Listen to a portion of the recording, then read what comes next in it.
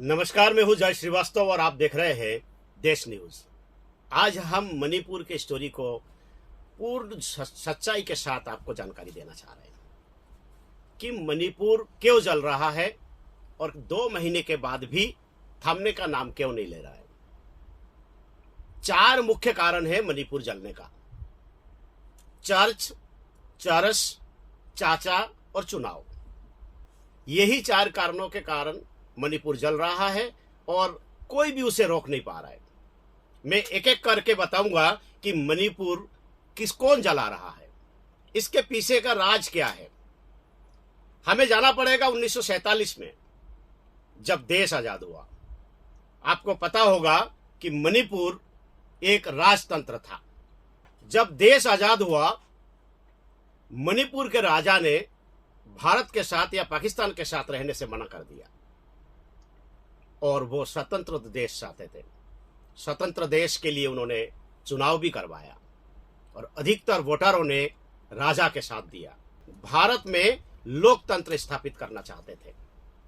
यही कारण है कि सारे राजाओं पर एक दबाव था, मणिपुर के राजा पर भी था।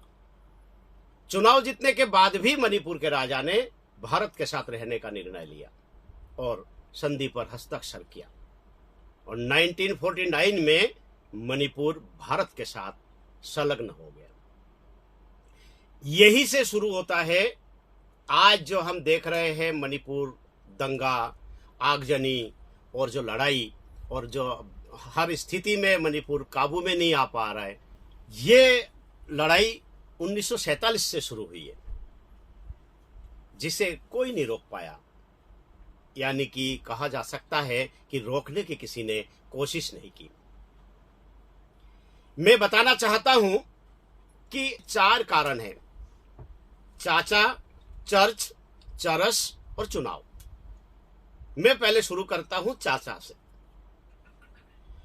1947 में आजादी के बाद जब मणिपुर भारत का हिस्सा बना, तब मणिपुर के जो लोग हैं वो एसटी में आते थे।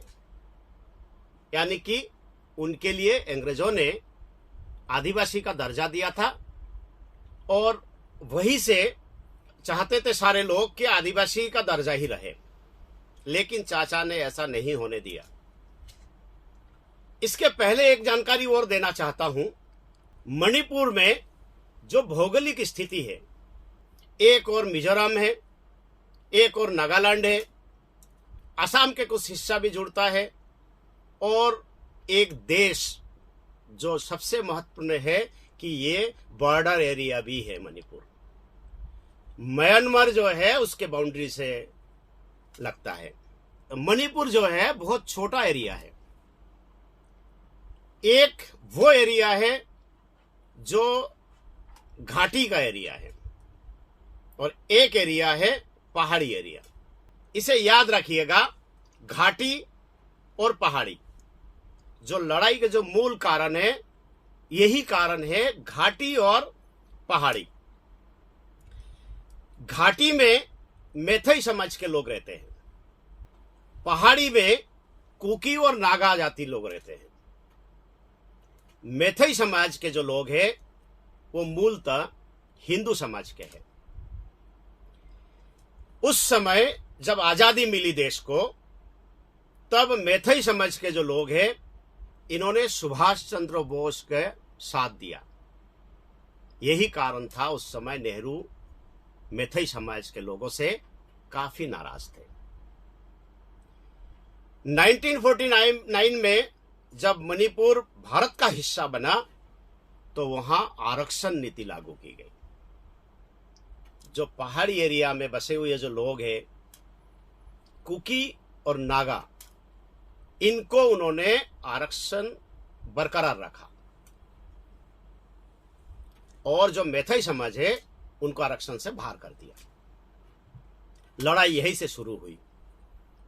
कई बार हमने देखा है कि वहां आतंक का जन्म हुआ, उग्रवाद का जन्म हुआ। क्यों हुआ?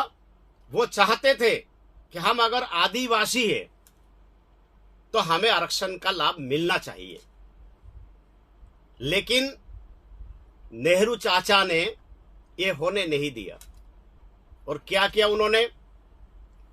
कुकी और नागाओं को आदिवासी का दर्जा दे दिया और मैथई को सामान्य वर्ग में डाल दिया। एक रोचक जानकारी और देना चाहता हूं मैं। जो पहाड़ी एरिया है, मणिपुर के 89% पहाड़ी एरिया है और केवल 11% एरिया है जो घाटी का एरिया है। मतलब यह है कि लगभग 60% मैथई समाज के लोग हैं और लगभग 40% वहां कुकी और नागा लोग हैं। यहां यह भी बताना चाहता हूं मैं, कुकी और नागा अधिकतर लोग क्रिश्चियन हैं और मैथई जो है ये हिंदू है। तो चाचा ने वहीं से 1949 से ही एक भेदभाव की जो शुरुआत की, उसे किसी ने समाप्त करने की कोशिश नहीं की। जो आज हम देख रहे हैं ये भी उसी समय का देन है। 11% स्थान पर 60% लोगों का निवास था और लगभग 90% स्थान पर 40% लोगों का निवास है। इसका सीधा अर्थ यह है कि जो घनी बस्ती है घाटी के, वो मैथई समाज के हैं और जो बिखरे हुए जो लोग हैं वो नागा और कुकी समाज के हैं।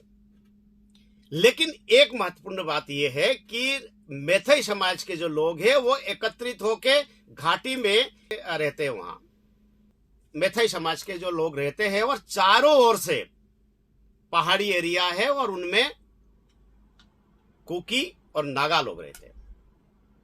जब जब भी वहां पर दंगे हुए तब तब कुकी और नागा एक हो गए और हिंदू एक होकर आपसी लड़ाई, जातीय संघर्ष वहां पर हमें हमेशा देखने को मिला। अब एक और चीज बताना चाह रहा हूं जो छूट गए अभी पीछे, कि मणिपुर जो कि भारत का हिस्सा बन चुका था 1949 में, लेकिन राज्य का दर्जा नहीं था। 1972 में राज्य का दर्जा मिला। जब स्वतंत्र राज्य बना तब भी उस समय कांग्रेस का राज था।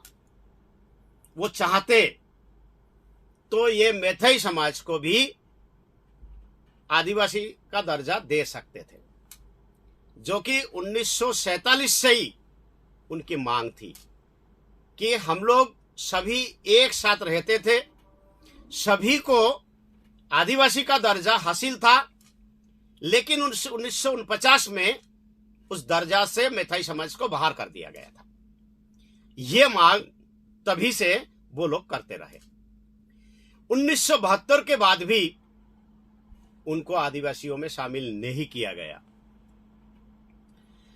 उसके बाद अभी 2012 में अभी जो संघर्ष आप देख रहे हो, इसका मूल कारण है 2012 का एक पत्र। 2012 में भी वहां कांग्रेस का शासन था मणिपुर में। कांग्रेस के मुख्यमंत्री ने एक मांग भारत सरकार से की कि ये जो मैथई समाज है ये मूल रूप से आदिवासी है। जैसे कुकी और नागा और मैथई पहले रहते थे और सबको आदिवासी का दर्जा था, अब नहीं है, उनको आदिवासी का दर्जा दिया जाए। इस मांग के चलते उस समय भारत में भी सरकार कांग्रेस की थी। 2014 में मोदी सरकार आई। इसके पहले उनको 2 वर्ष का समय भी मिला था। राज्य सरकार कांग्रेस की, केंद्र सरकार कांग्रेस की। वो चाहते इन 2 वर्ष में मैथई समाज को आदिवासी का दर्जा दे सकते थे, लेकिन नहीं दिया गया। अभी कुछ दिन पहले, 2-3 महीने पहले, हाई कोर्ट ने संज्ञान लेते हुए उसी पत्र को ये कहा कि बहुत समय हो चुका है, इस मांग को लेकर सरकार ने भी लिखा है, तो मैथई समाज को आदिवासी में शामिल करने के लिए जो भी प्रक्रिया है, सरकार को वो प्रक्रिया करने चाहिए। सरकार को आदेश मिला, तत्काल सरकार ने उस आदेश का पालन करने के लिए जो भी प्रक्रिया है शुरू की। यहां उल्लेखनीय है कि जैसे ही इन्होंने उस पत्र किसने दिया था? कांग्रेस सरकार ने। किसको दिया? कांग्रेस सरकार को। संज्ञान किसने लिया? हाई कोर्ट ने। इसमें जो क्रिश्चियन कम्युनिटी है उनको लगा कि अगर इनको भी आदिवासी का दर्जा दिया गया तो हमारा जो अधिकार है वो छीन जाएगा। यहां उल्लेखनीय है कि सबसे ज्यादा जरूरत किसको है? मैथई समाज को है। क्यों है? आपको सबको मालूम होगा, कश्मीर में 370 धारा हटाई गई, मणिपुर में 371C अभी भी लागू है।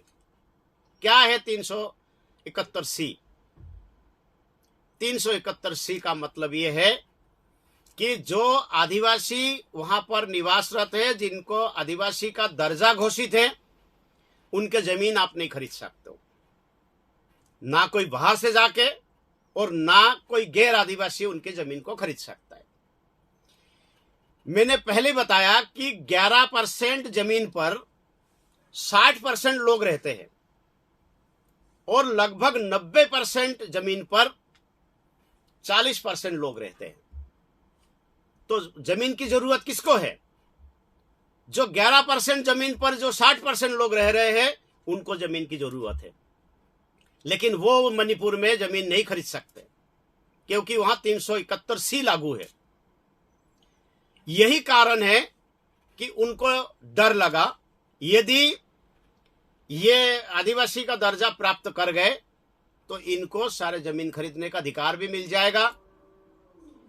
और यह भी उल्लेखनीय है कि जो मैथई समाज के जो लोग हैं वो वहां संपन्न है, पढ़े लिखे हैं और शांति प्रिय कहलाते हैं। एक और रोचक जानकारी है कि भले ही वहां बाहुल्य मैथई समाज के हैं, लेकिन नौकरी में सबसे ज्यादा कुकी और नागाओं की है। क्यों है? आरक्षण के कारण। क्योंकि जब आदिवासी के लिए आरक्षित होते हैं किसी भी प्रकार की कोई नौकरी, तो अधिकतर लोग आदिवासी होने के कारण से वो नौकरी प्राप्त कर लेते हैं। तो जहां 60-40 का जो आबादी का रेशा है, वहां नौकरी के रेशा जो है यही है, 60 उल्टा है। मतलब 60 आदिवासी होने के कारण से कुकी और नागाओं के लिए है और 40% मैथई समाज के लिए है। तो आरक्षण के कारण से सभी चीज मैथई समाज के खिलाफ जाता रहा। जमीन पर किसके कब्जा है? कुकी और नागा की। नौकरी किसके ज्यादा है? कुकी और नागा की। और जनसंख्या किसके है? मैथई समाज के। तो यह लड़ाई 1949 से लगातार चलता रहा। अब जो कि हाईकोर्ट ने संज्ञान लिया है, इसी कारण से सरकार वहां पर इनको आदिवासी बनाने घोषित करने के लिए कोशिशें शुरू कर दी है। तो अभी आपको बताया कि चाचा ने क्या खेल किया, जिस कारण से यह लड़ाई 1949 से शुरू हुई। इसीलिए यह लड़ाई खत्म नहीं हो रही है। कुछ माह पूर्व में अंडमान निकोबार का दौरा किया। वहां मुझे एक ऐसा द्वीप वहां पर देखने को मिला जिसका नाम बदल के मणिपुर के नाम से रखा गया है। क्यों रखा गया ये भी जानकारी आपको देना जरूरी है।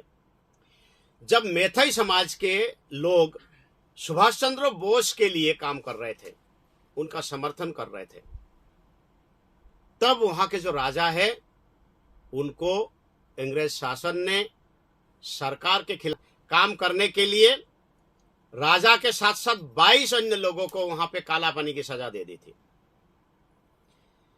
जो कि उस समय जो काला पानी के जो जेल है उसका निर्माण नहीं हुआ था। इस कारण से वो उस एक द्वीप में ले जाके उनको बंदी बना के रखा था। अब उस द्वीप के चारों ओर पानी है, लेकिन यदि कोई भागना चाहे तो कोई वहां से भाग नहीं सकता है। तो मणिपुर के जो राजा है उनको भी वहां पर बंदी बना के रखा गया था। इसी कारण से सेंट्रल गवर्नमेंट ने उस द्वीप का नाम बदल के मणिपुर के नाम से रखा गया है, उस राजा के सम्मान में। वो राजा भी स्वतंत्रता सेनानी थे। तो क्या क्या यहां पर हुआ है मणिपुर के साथ, जिस कारण से आए दिन वहां पर दंगा भड़कता है। अब चाचा के बाद में लेता हूं चर्च को। 1807 के बाद जब यहां पर लोकतंत्र नहीं था, राजतंत्र था भारत में, उस समय वहां पर क्रिश्चियन कम्युनिटी मणिपुर में 0.4% वहां पर थे। 0.4%, मतलब आप उंगलियों में गिन सकते हो कितने लोग हैं। लेकिन अभी कितना है? लगभग 40%।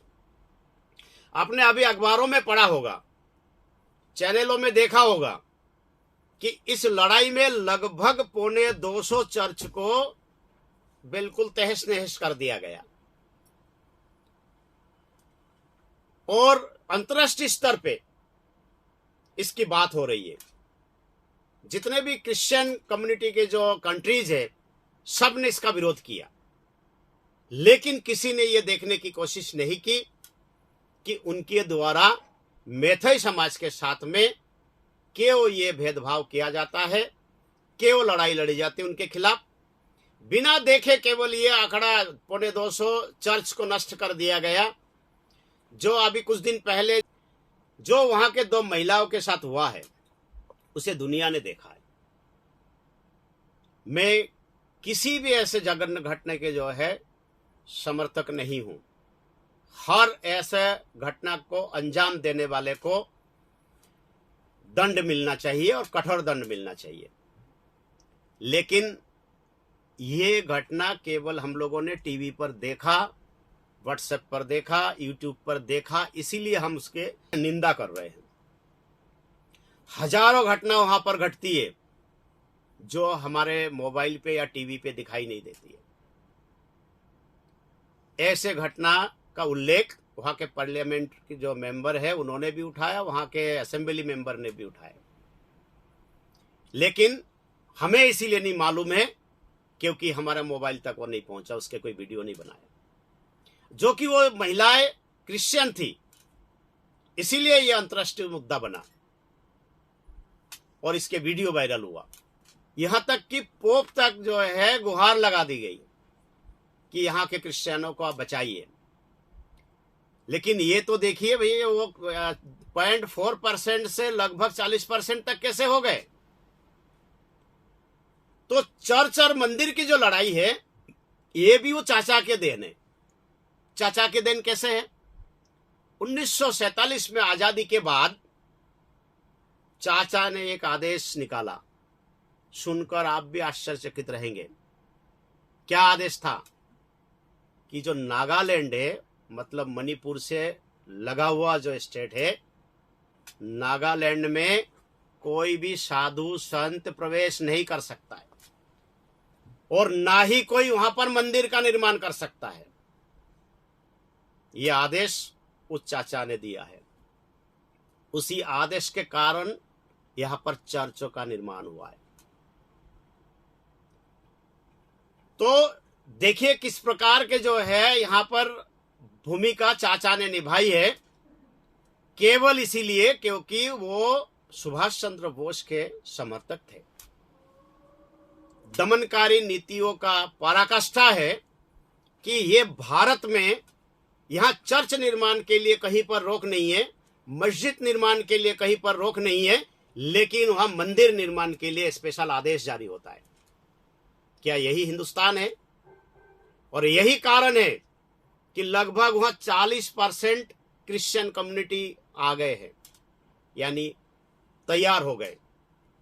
कुछ कन्वर्टेड है, कुछ यहां पर अतिक्रमणकारी है, कुछ जबरन घुसपैठिया है, आगे बताऊंगा मैं। तो चर्च का क्या रोल है वहां?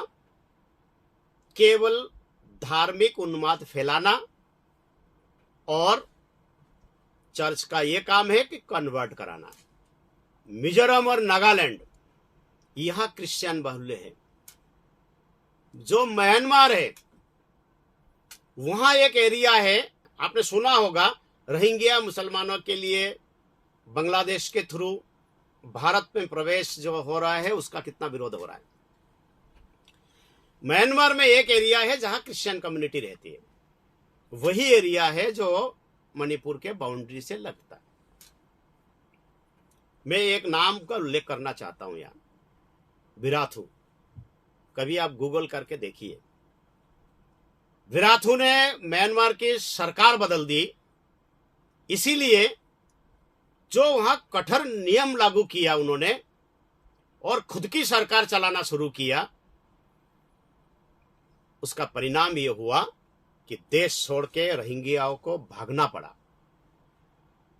और जो देश विरोधी गतिविधियों में शामिल होता है उसको वहां से भागना पड़ता है, चाहे वो क्रिश्चियन हो चाहे वो रोहिंग्या हो। विराथू एक बौद्ध भिक्षुक है, ना वो हिंदू है ना वो अन्य किसी जाति के हैं, वो शुद्ध रूप से बौद्ध भिक्षुक है, जिन्हें शांति प्रिय लोग कहते हैं। लेकिन उन्होंने भी कब आक्रामकता अपनाई? जब देखा कि पानी सिर से ऊपर जा रहा है, और परिणाम यह हुआ कि उन्होंने कानून को हाथ में लिया, कई बार जेल गए, लेकिन आज शांत है, पूरा देश शांत है। छोटा देश है, संभव हो पाया है। विराथू को जब आप पढ़ेंगे तो आप देखिए उन्होंने क्या क्या उदाहरण दिया है। आप YouTube में गूगल में करेंगे तो ढेरों खबरें उनके बारे में है, आप पढ़ सकते हैं, देख सकते हैं। मैं ये विराथू के बारे में क्यों बोल रहा हूं? जब वहां ठोकर लगती है तो ये इधर उधर भागते हैं। तो जो रोहिंग्या है बांग्लादेश के ओर भागते हैं, बांग्लादेश से भारत में प्रवेश करना आसान होता है। वैसे ही जो क्रिश्चियन है वो मणिपुर की तरफ भागते हैं, और मणिपुर के तरफ भागना इसीलिए जाते हैं क्योंकि वहां उनको प्रश्रय मिलता है, वहां उनको पूरी तरह से सुरक्षा मिल जाती है। चर्च की भूमिका क्या है मैंने बता दिया है। आप तीसरा ले रहा हूं मैं, चरस। आपको मालूम होगा कि जो अफीम की खेती होती है, इसी का जो सबसे महंगी कीमत पर जब बिकने वाली चीज है वो है चरस। सबको मालूम है कि जैसे मध्य प्रदेश के लोगों को मालूम है कि मंदसौर में भारी मात्रा में अफीम की खेती की जाती है, लेकिन इसकी डिमांड जब चरस के रूप में कन्वर्ट होने के बाद बनते हैं वो अंतर्राष्ट्रीय स्तर पे। और मणिपुर में जो पहाड़ी एरिया है, यानी वही कुकी और नागा की जो बस्ती है, उसके आसपास जो पहाड़ी एरिया है उसमें भारी मात्रा में अफीम की खेती अवैध रूप से वहां पर हो रही है। मंदसौर में खेती करने के लिए आपको पट्टा चाहिए, सरकार उसके परमिशन देती है क्योंकि सरकार के देख रेख में वो परमिशन मिलती है। लेकिन मणिपुर में अवैध वहां पर खेती हो रही है अफीम की। अब जो कि चरस की खेती के विषय में सरकार ने वहां शिकंजा कस दिया है, वहां वो एकत्रित होके सरकार के खिलाफ, पुलिस के खिलाफ, मिलिट्री के खिलाफ अभियान छेड़ देते हैं।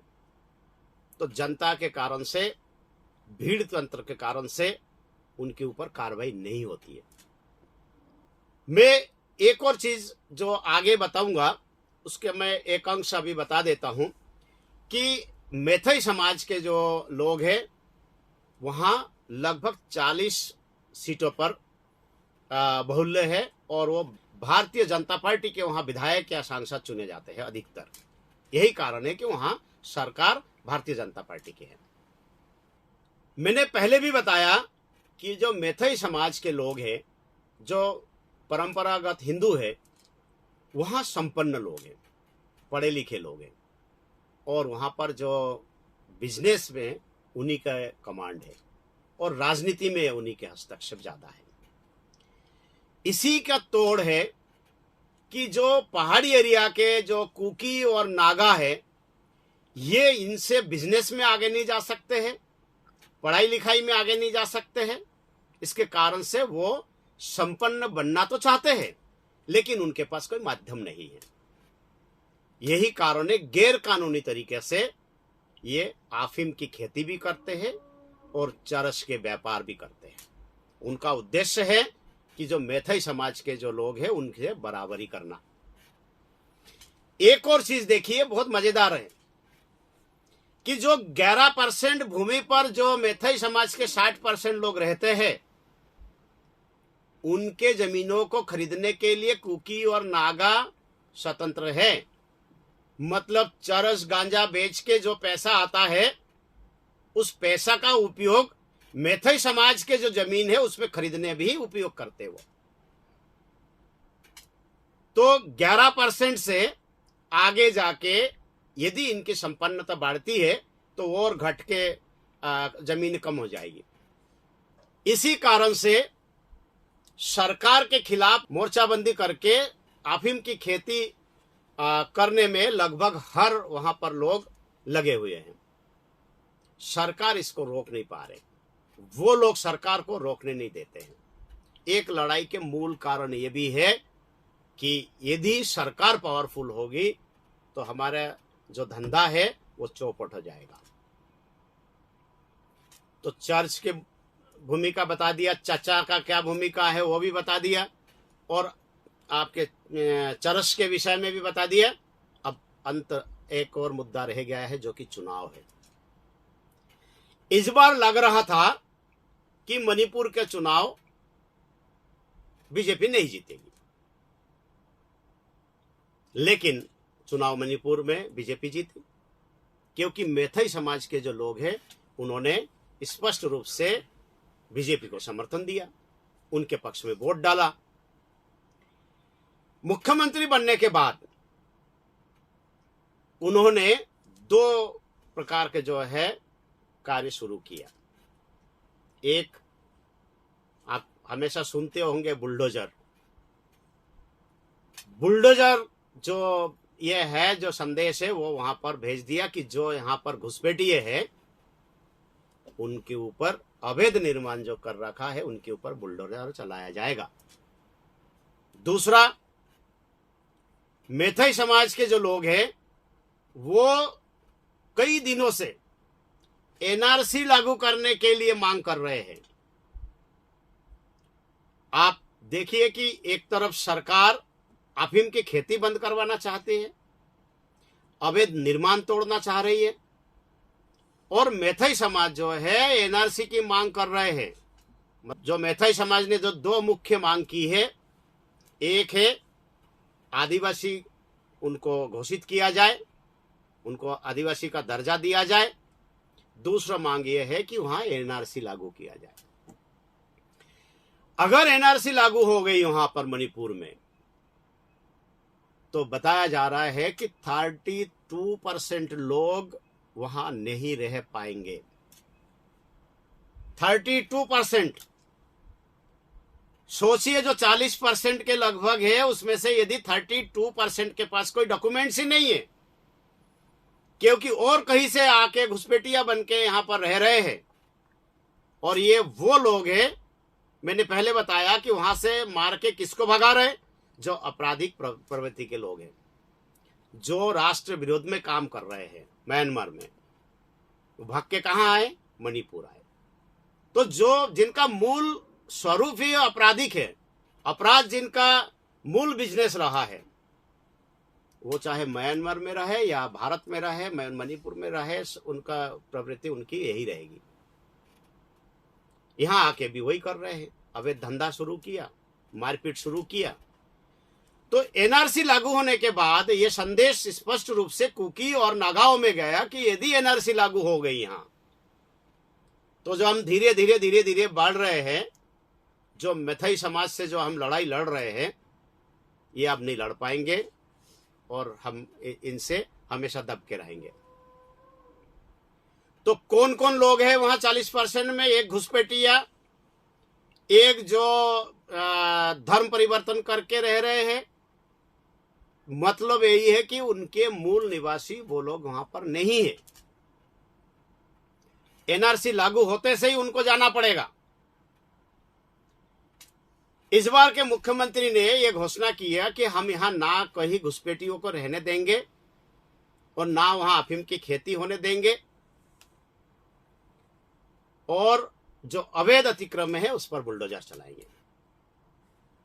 ये तीनों कारण से उनको लगा कि फिर से चुनाव आ गए, चुनाव में फिर जीत गए। अब जो 5 साल यहां टिकना कठिन काम है, इसी 5 साल में एनआरसी भी लागू होना है। तो दंगे के पीछे क्या कारण है कि उनके जो अभिरक्षा है मैथई समाज के, उसके कारण से वो एनआरसी की मांग करते हैं। लेकिन ये लोग खूब ज्यादा है। यदि एनआरसी लागू हो गई और यूसीसी भी लागू हो गई और आगे जाके इनको आदिवासी का दर्जा दिया गया, तो हमारे लिए खतरा उत्पन्न हो जाएगा। इसी कारण से वो लोग विरोध कर रहे हैं। और जो पॉलिटिकल पार्टी है, संसद नहीं चलने दे रहे, सैकड़ों करोड़ रुपए उसमें खर्च हो रहे हैं। ये सब देन उन्हीं की है। वही कांग्रेस पार्टी आज विरोध कर रही है। चुनाव इसीलिए भी इस लड़ाई में बहुत महत्वपूर्ण भूमिका निभा रहे हैं क्योंकि मणिपुर के जो लोग हैं ये जानते हैं कि मैथई समाज के बाहुल्य है और यहाँ बीजेपी जीत जाएगी। जो मैथई समाज जिसको सपोर्ट करेगी वो जीत जाएगी। यही कारण है चुनाव से पहले बड़े पैमाने पे म्यांमार से हो, नागालैंड से हो, मिजोरम से हो, ये आके वहां पर बसते हैं जो पहाड़ी एरिया है, ताकि वोट दे पाए बीजेपी के खिलाफ। इनके पास, अधिकतर लोगों के पास 2-2 वोटर आईडी है। मतलब मिजोरम में भी है, नागालैंड में भी है और मणिपुर में भी है। चुनाव आते ही ये एक्टिव हो जाते हैं। क्यों? उनको मालूम है कि मैथई समाज के जो है यहाँ बाहुल्य है और मैथई समाज जिसको समर्थन देगा वो जीत जाएगा। यही कारण है कि मिजोरम, नागालैंड के लोग मणिपुर में आके वोटिंग करते हैं, क्योंकि मिजोरम और नागालैंड के लोगों के पास भी मणिपुर का वोटर आईडी कार्ड है। मतलब जो मिजोरम रहते हैं उनके पास मिजोरम का तो है ही, साथ में मणिपुर का बना रखा है। इसी प्रकार नागालैंड में जो रहने वाले लोग हैं, नागालैंड का तो उनके पास वोटर आईडी है ही, मणिपुर का भी बना रखा है। तो इसी प्रकार भारत और म्यांमार के भी जो है डॉक्यूमेंट्स दोनों को बहुत सारे लोगों के पास है। लेकिन अब वो समय आ गया है जो आर पार की वहां पर लड़ाई होनी है। जो मांग लोग कर रहे हैं कि मुख्यमंत्री बदला जाएगा, जो मांग लोग कर रहे हैं कि वहां राष्ट्रपति शासन लागू किया जाए, ये सब कुछ नहीं होने वाला है, क्योंकि वो मुख्य विचारधारा से है। मुख्य रूप से जो होना चाहिए वहां पर हो रहा है। धीरे धीरे ये दंगे रोकेंगे। लेकिन अगर इस समय सरकार बदल गई और यहाँ पे राष्ट्रपति शासन भी लगा दिया गया, तो वो दिन दूर नहीं है जब हमें ये इस टाइप के आगजनी के बदले पूरे मोहल्ले जलते हुए दिखेंगे। वहां हमने कई जगह पर पहले देखा है। तो अभी इसको रोकना जरूरी है। सरकार बदलना जरूरी नहीं है, लेकिन जो वहां पर घुसपैठिए जो है आ रहे हैं उनको रोकना, उनको खदेड़ना और अवैध रूप से जो अफीम की खेती हो रही है इसको रोकना अति आवश्यक है। तो ये जो मुख्य कारण है 4, इसी कारण से मणिपुर जल रहा है। उसे कोई नहीं रोक पा रहे हैं। वहां चाहे वो पैरामिलिट्री फोर्स लगाए, वहां चाहे केंद्र शासन कुछ भी वहां पर मिलिट्री भेजे, लेकिन जब तक जो क्रिमिनल लोग आकर यहाँ पर जबरदस्ती आके बसे हुए हैं उनको नहीं रोकेंगे, तब तक ये सतत चलता रहेगा। और जो म्यांमार में घटने के बाद, अपराध करने के बाद भाग के आ जाते हैं, उसके बाद वो बच जाते हैं, यहाँ घटना घटाने के बाद, यहाँ अपराध करने के बाद जो है वे म्यांमार भाग जाते हैं, उनके खिलाफ कोई कार्रवाई नहीं होती है। ये सब बंद करने होंगे, तब जाके मणिपुर की ये लड़ाई रुकेगी, और नहीं तो मणिपुर जलता रहेगा, लोग चिल्लाते रहेंगे, और मणिपुर के जो आम जनता है वो इस आग में झुलसते रहेंगे, जिसे रोकना बहुत ज़रूरी है। गंभीरता से सोचना चाहिए कि ये बीमारी आज का नहीं है, आज़ादी के बाद से है। इसी कारण से ये बहुत कैंसर का रूप ले चुका है। इसे धीरे हो, शक्ति से हो, इसे निपटना जरूरी है। ये नहीं तो आगे जो वो 7C है जिस पर हम नाज करते हैं, जहाँ अति धन संपदा है, वन संपदा है, खनिज संपदा है, उससे हम हाथ धो बैठेंगे। तो ये सब कुछ बड़े गंभीरता से देखना पड़ेगा, अंतर्राष्ट्रीय दबाव में नहीं आना है। इसी प्रकार से हम यदि जवाब देंगे तो उनको भी जवाब मिल जाएगा जो रोहिंग्याओं के साथ देते हैं, और इनको भी जवाब मिल जाएगा जो इस प्रकार के अवैध रूप से घुसपैठ कर रहे हैं, अफीम की खेती कर रहे हैं, धर्म परिवर्तन करा रहे हैं। ये सभी देखना पड़ेगा, और जो मूल रूप से आदिवासी का दर्जा जिनको प्राप्त है, उनको आदिवासी का दर्जा देना ही पड़ेगा, तब जाके इसका समाधान निकलेगा। ये थे मणिपुर दंगे के 4 कारण: चाचा, चर्च, चरस और चुनाव। जब तक इन चारों पर गहन अध्ययन करके इसका समाधान नहीं निकाला जाएगा, तब तक मणिपुर जलता रहेगा। इसे कोई नहीं रोक पाएगा, चाहे कोई भी मिलिट्री यहाँ पर लगा ले। धन्यवाद।